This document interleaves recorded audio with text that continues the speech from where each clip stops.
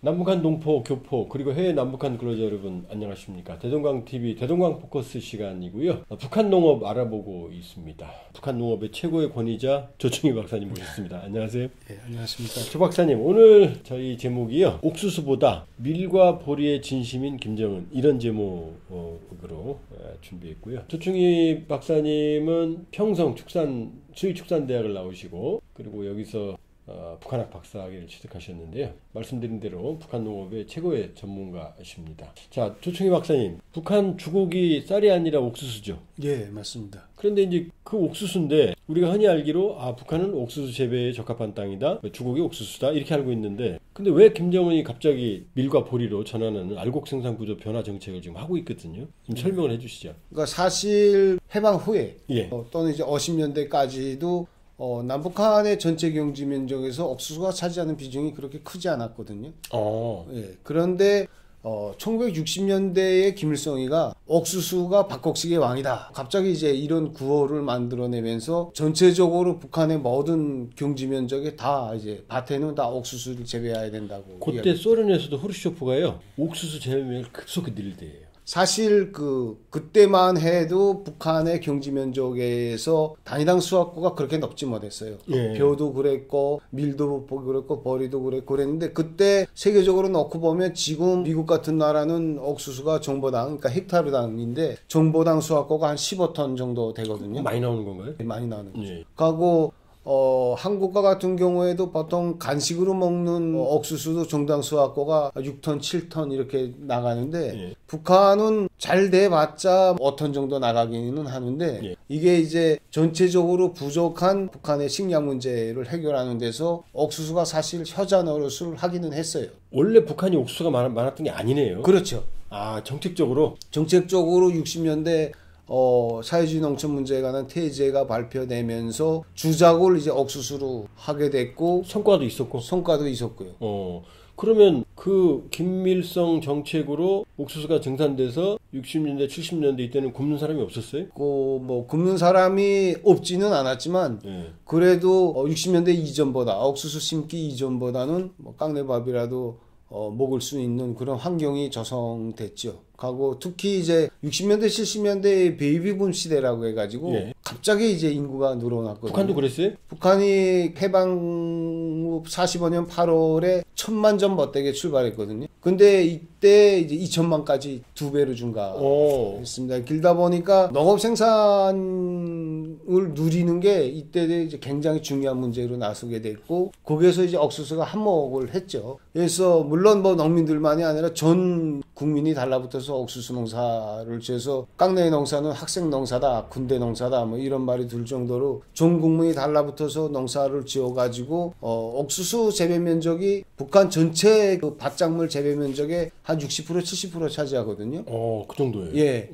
이게 문제가 뭐냐면, 옥수수가 정보당 단위당 수확고를 올리기는 하지만 토양에서 영양분의 요구 수준이 높거든요. 비료, 그다음에 여러 가지 그 토양에 있는 영양분들, 이런 것들을 이제 많이 요구를 하는데, 북한이 경제적으로 이제 아직 제대로 생산을 못해서 비료 공급도 그렇게 많이 못했고, 그 땅이 나빠져요. 땅이 산성화되고 황폐화되거든요. 지력이 나빠져요. 예, 지력이 엄청 떨어지기 때문에 지금 옥수수를 계속 심어서 북한의 토양이 산성화 정도가 이게 장난이 아니고, 제가 있을 때까지도만 해도 엄청 나빴어요. 그 다음에 두 번째는 옥수수 작물의 특성상 빗바람에 약해요. 키가 크고 땅을 꽉 쥐고 있지 못하고, 이게 또 있거든요. 맞아, 옥수수 뿌리가 안 깊더라고요. 예. 그래서 이게 조금만 바람 불어도 다 넘어져서, 근데 이제 옥수수 같은 게 넘어지면 일어서려고 하거든요.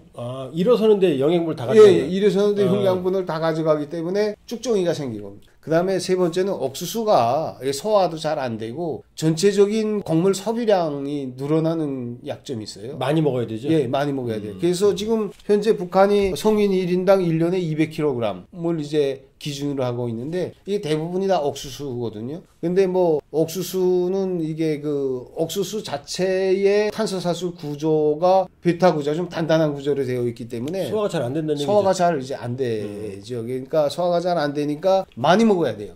많이 먹어야 영양분이 좀 이렇게 그래도 사람의 영양을 유지할 수가 있거든요.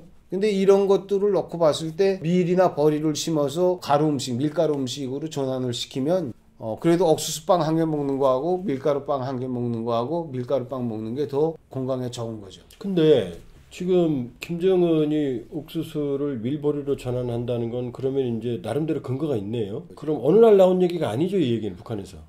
그렇죠. 제가 이제 그 농업부문에서 정사할 때도 옥수수 수확량이 해마다 계속 떨어지거든요. 그 초기에 70년대, 80년대까지만 해도 전보당 5톤, 6톤 이렇게 올라갔던 게 지금은 계속 떨어가서 2022년에 전보당 1.7톤까지 떨어졌었어요. 아이고, 미국은 15톤까지 가는 거예요. 예. 그러니까 이런 상태로 옥수수를 계속 심는 것은 전체적인 식량 문제 해결하는 데서도 이제 문제가 되고 다른 작물을 심어서 우리는 그때 돈 되는 작물 심어서 옥수수를 사오는 게 낫지 않냐.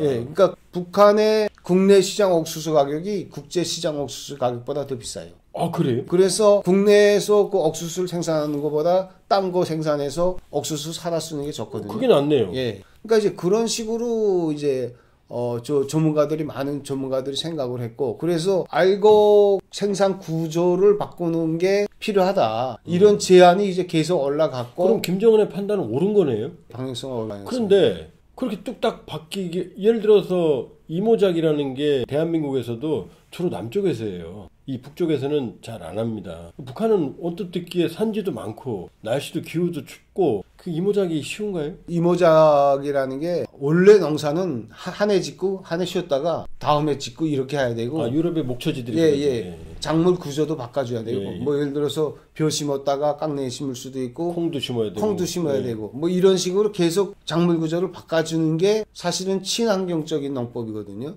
근데 북한이 그 제한된 경지 면적에서 열악한 경사도가 급한 이런 땅에서 하다 나니까 그 산에 나무 찍어내고 다락방 만들고 이렇게 해서 곡물 생산을 자력갱생이라는 이런 그 구조로 끌고 가기 때문에 사실 그런 거거든요. 그러니까 원칙적으로는 이모작이 안 좋고 북한이 이모작을 하지 말고 차라리 거기다 돈 되는 작물을 심어서 사다가 먹는 게 더 좋거든요. 그러면 지금 어쨌든 밀보리로 전하는 알곡구조 생산 정책 김정은 정권에 이게 성공 가능하다고 보세요? 아직은 이제 성공할 수 있는 가능성은 저는 이제 없다고 보는 편인데, 이게 왜냐하면 첫 번째로 품종이 없어요.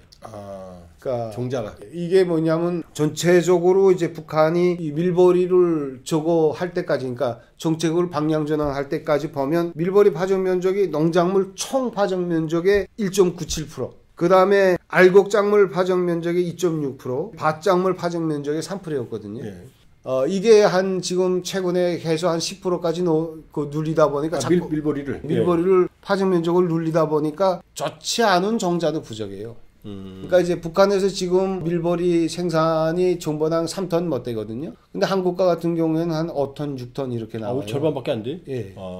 이런 우량 품종이 원래 없고 좋지 않은 품종도 갑자기 재배 면적을 누리라고 정책적으로 지시를 하다 보니까 종자가 부족해서 제대로 이제 뿌리지 못하고 갑자기 뭐 러시아나 독일 뭐 이런 데서 사다가 뿌렸다고 하는데 이건 기후 상태가 다르기 때문에 그렇죠. 예, 그게 이제 좀 힘들고 조금 이제 적응을 하려면 보통 10년이 걸려요. 밀보리 재배 기술이라든지 그다음에 여기에 필요한 농기계라든지 이런 것들이 다 제대로 되려면 북한의 경제 능력으로 성공할 수 있는 가능성은 거의 없죠. 그럼 오히려 부작용이 더 심해지겠네요. 지금까지 농민들이 깡내 농사를 그런 데로 지어오던 거하고 이제 밀보리로 전환했을 때 밀보리가 앞에서 제가 이야기한 것처럼 파종 면적이 적었다는 건 밀보리 재배에 대한 이런 경험이나 이런 것들이 거의 없다는 걸 의미하거든요. 그래서 그런 것들이 한두 번의 학습으로 해결되는 게 아니기 때문에 이거 제대로 하려면 개방하고 기술 받아들이고 또 북한 기술자들이 밖에 나와서 공부하고 우량 품종 가져다 심고 이렇게 하면 성공합니다. 그러면 남북관계 좋아지면 남북 농업협력 밀보리 증산을 위해서 이게 성공하면 북한 인민들한테 좋은 거 아니에요? 그렇죠. 너무 좋은 거죠.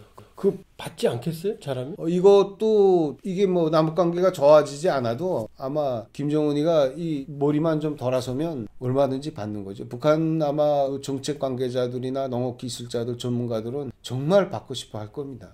네, 갑자기 그런 생각이 드네요. 북한 인민을 위해서라면 김정은의 알곡구조 생산 변화 정책이 성공해야 된다. 그러려면은 이대로는 안 되고 국제사회와 특히 남북협력이 절실하다 이렇게 볼 수 있겠네요. 네, 예, 오늘 말씀 잘 들었고요. 조충희 박사님 말씀에 의하면 제일 좋은 건 경제성이 있는 작물을 심어서 사다 먹는 게 낫다 오히려. 그러나 알곡구조 생산 정책, 열량이 낮은 옥수수를 밀보리로 전환하는 건 타당하다. 그러나 성공하려면 남북협력이 중요하다. 이렇게 말씀드렸습니다. 예, 남북협력 밀보리 되는 그날 기다려보겠습니다. 마치겠고요. 좋아요, 구독, 알람 부탁드립니다.